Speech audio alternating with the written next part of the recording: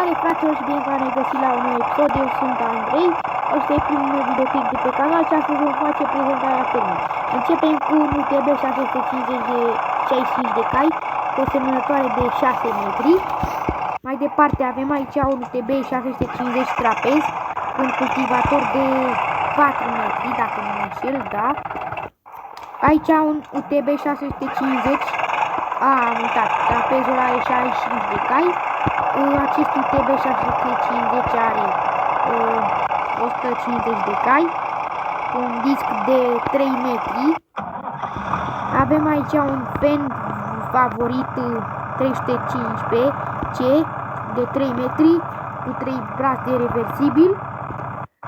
Mai avem aici un UTB 445 cu acolo o semănătoare SPC 6 sau 4, nu mai știu.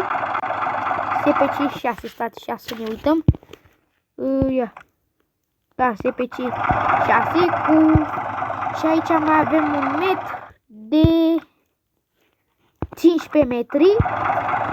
Și aici combina cu headerul ei de, cred că 5 metri, 6 metri, cam așa. Să ne uităm. 4 metri are. Și da, cam asta e ferma. Ce să... și alea 3 remorci românești de acolo. Cam atât cu acest episod. Eu am fost Andrei și ne vedem data viitoare cu un nou episod. Pa!